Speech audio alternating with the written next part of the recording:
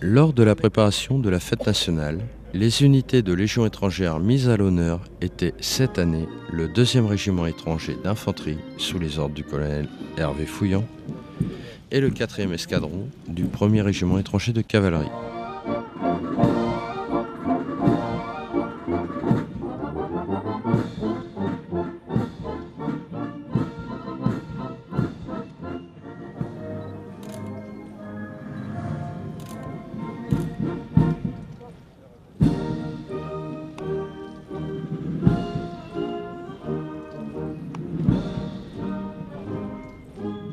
Le 14 juillet, tout d'abord, défiler avec un régiment de Légion, c'est une grande fierté.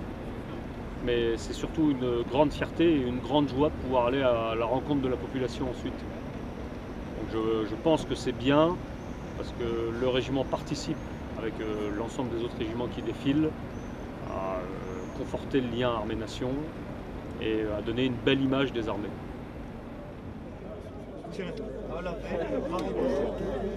Tous les matins, très tôt, du 9 au 12 juillet 2012, les légionnaires du 2e régiment étranger d'infanterie, les musiciens et les pionniers du 1er régiment étranger effectuèrent leurs répétitions à Satory et sur les Champs-Élysées. Donc vous levez ostensiblement la tête et vous fixez le général dans les yeux.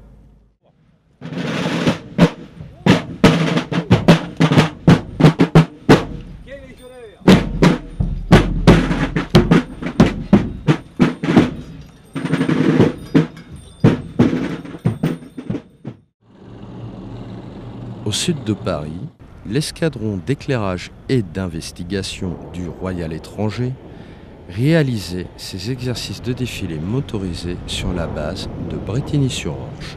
Alors la difficulté principale lors de ces exercices de défilé, elle est essentiellement pour les pilotes. Parce que les pilotes ont une faible visibilité de par leur type de véhicule. Et puis ils doivent respecter des axes de progression tout au long du défilé, notamment sur les 800 mètres qu'ils ont à parcourir.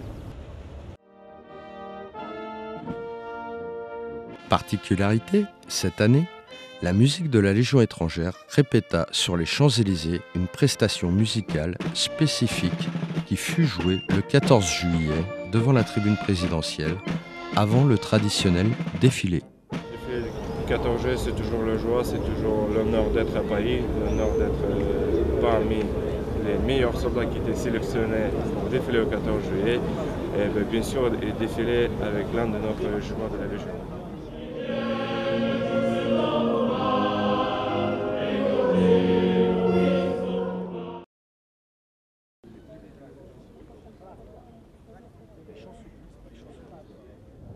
Le 13 juillet 2012, les Jardins du Luxembourg à Paris ont été le cadre de la traditionnelle prise d'armes de la Légion étrangère au Sénat.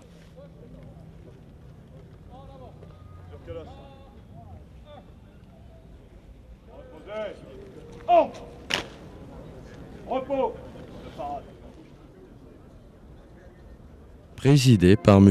Jean-Pierre Bel, président du Sénat, et placé sous les ordres du général Christophe de Saint-Chamas, commandant la Légion étrangère, la cérémonie a été l'occasion de décorer les officiers nouvellement promus dans l'ordre de la Légion d'honneur.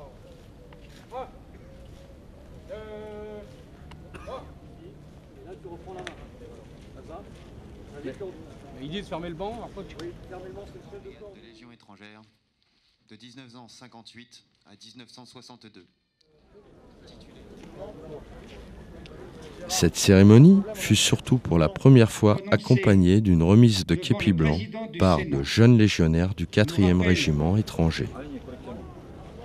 Ils ont ainsi déclamé le code d'honneur devant les hautes autorités civiles et militaires présentes, et surtout devant un public parisien ému et conquis.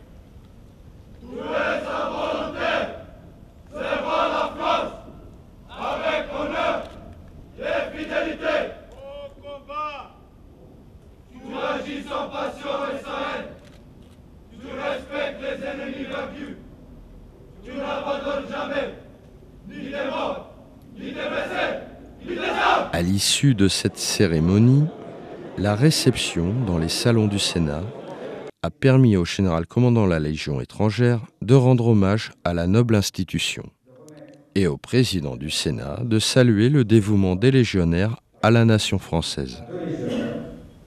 Le caporal Zang, gravement blessé le 9 mai 2010 en Afghanistan, et le première classe Piotrovitz, blessé également en Afghanistan le 7 août 2011. Vous êtes désormais citoyen de notre pays, citoyen de la République française, mais aussi de l'Union européenne. Cette citoyenneté vous donne des droits, en particulier le droit de vote, fondement de notre démocratie. En devenant citoyen français, vous avez aussi des devoirs, dont le premier est de respecter les lois de la République. Chers compatriotes, la France est aujourd'hui votre pays. Il vous incombe, à l'égal de tous les Français, de contribuer à la cohésion nationale et de construire notre avenir commun.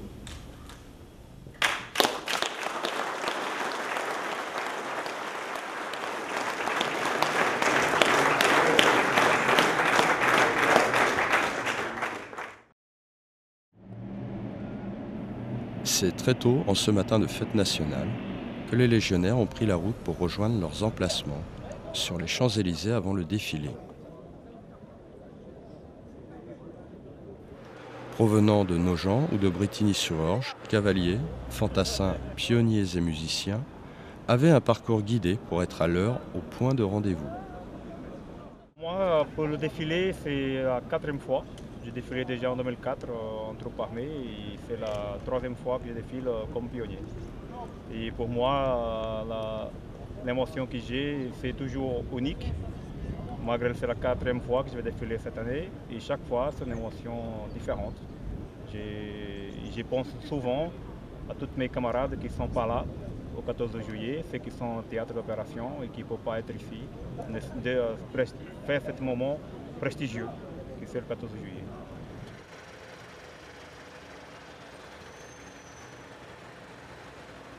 À leur arrivée, tous réagissent rapidement et calmement. L'alignement des véhicules doit être impeccable. On rectifie, on vérifie et l'on aide ses camarades à ajuster leur tenue. Pour certains d'entre eux, ce sera leur premier défilé à Paris.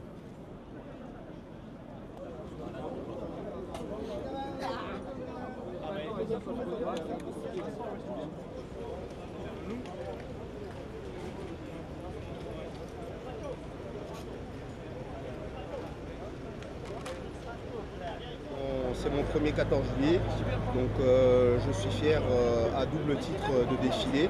Premièrement parce que je suis français, c'est la fête nationale en France. Et deuxièmement, je défile sous les couleurs de la Légion, sachant que c'est certainement la troupe qui sera le plus applaudie. Donc ça aussi c'est une grande fierté de montrer aux spectateurs, à toute l'armée française, la rigueur, l'excellence, notamment dans tout ce qui est tenue et défilé. Donc pour tout cela, je suis fier de défiler sur les Champs-Élysées avec le képi blanc et faire honneur à tous nos anciens qui l'ont fait précédemment avant moi.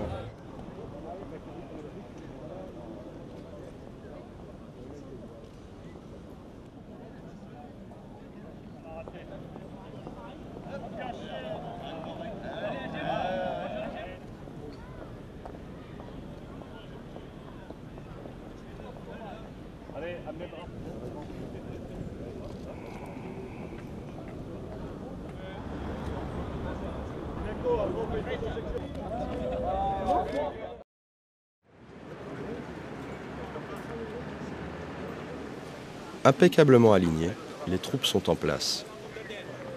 Les légionnaires, au repos de parade, sont impassibles. De nombreux spectateurs sont placés de part et d'autre des Champs-Élysées et attendent fébrilement le garde-à-vous qui annonce le début des cérémonies.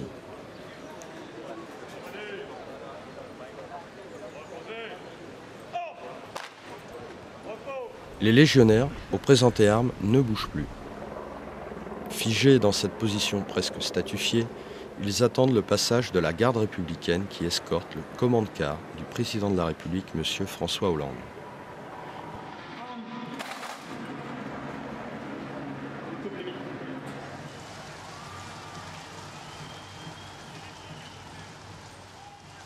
est accompagné par le chef d'état-major des armées, l'amiral Édouard Guillot. Le général Bruno Darry, pour qui c'est le dernier défilé en tant que gouverneur militaire de Paris, se trouve quant à lui dans le deuxième véhicule derrière le président.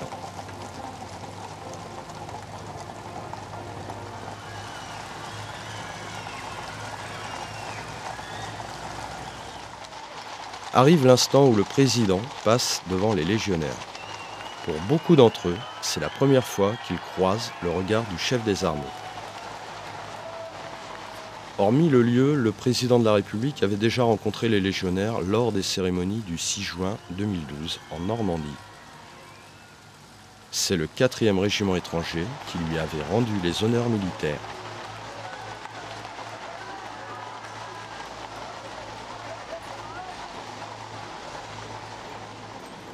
La revue des troupes terminée, les pelotons des pionniers et du 2e régiment étranger d'infanterie font mouvement pour se placer en position d'attente avant le défilé.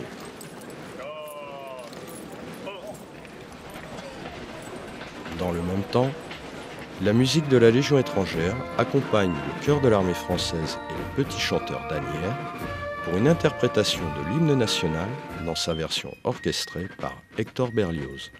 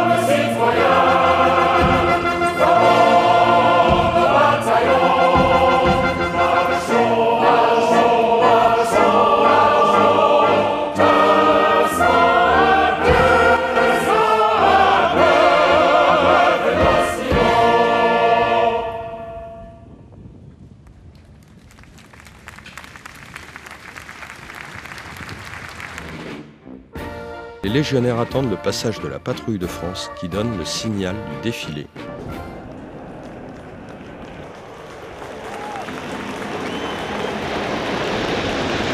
Tout est fin prêt pour que les képis blancs remontent la plus belle avenue du monde au rythme du boudin sous les applaudissements de la foule.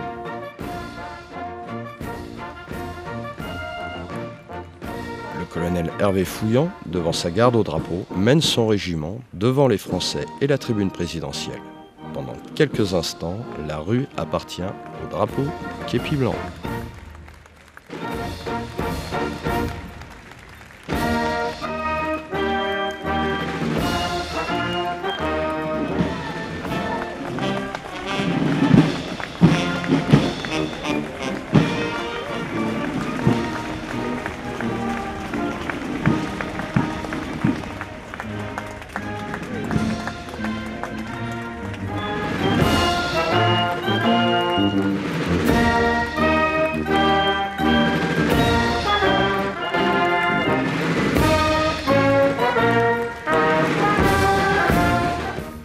La particularité de la Légion étrangère est qu'elle défile toujours après les autres troupes à pied. Cela relève du fait qu'elle a la cadence de marche la plus lente des armées. Cette cadence est de 88 pas minutes pour la Légion, contre 135 pour les plus rapides, qui sont les chasseurs.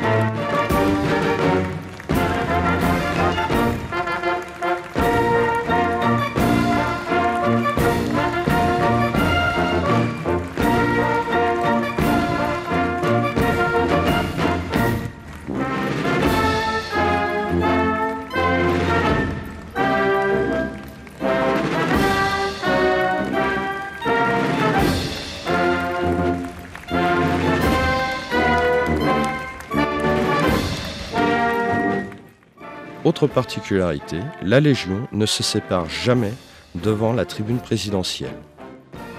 Les légionnaires effectuent un virage colonne par 10, ce qui impose d'être extrêmement exigeant pour l'alignement lors de ce mouvement.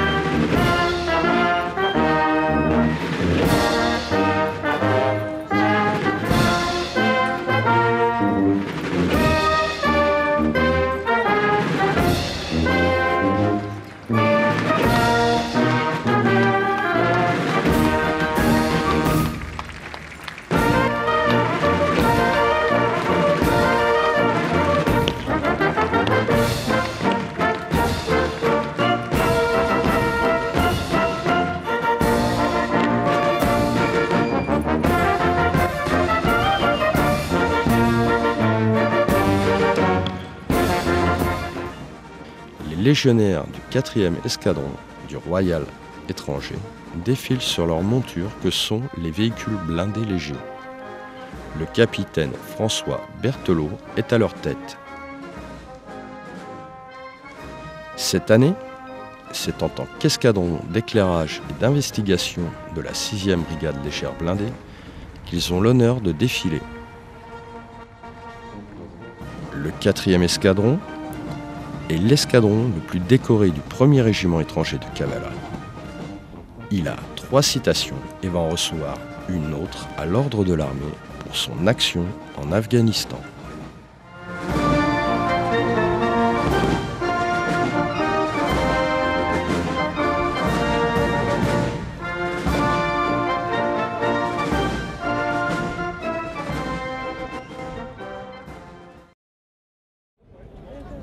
Très appréciée par la population française, la Légion étrangère reste, pour beaucoup de nos concitoyens, quelque chose de flou, proche de l'image d'Épinal. Même si cette définition de nos jours soit quelque peu surannée, elle fait plaisir à l'ego du légionnaire. Malgré tout, ce dernier préfère montrer simplement ce qu'il est et ce qu'il fait.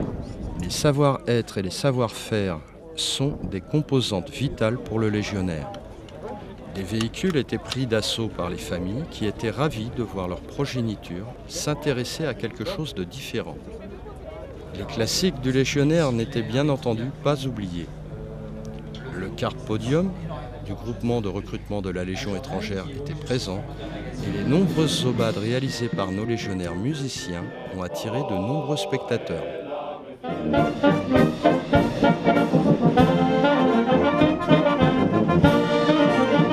Une nouveauté cette année fut l'ouverture d'un stand du magazine Képi Blanc sur la place des Invalides, où il était proposé à la vente de nombreux produits et ouvrages Légion, bien sûr, dont les profits étaient destinés à l'institution des Invalides de la Légion.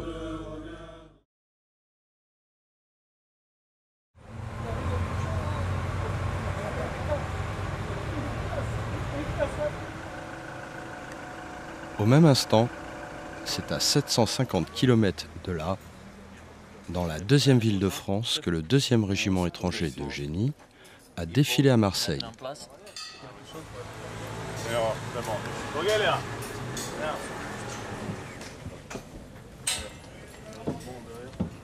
Tu peux serrer des minutes, hein? Ouais. Il est derrière.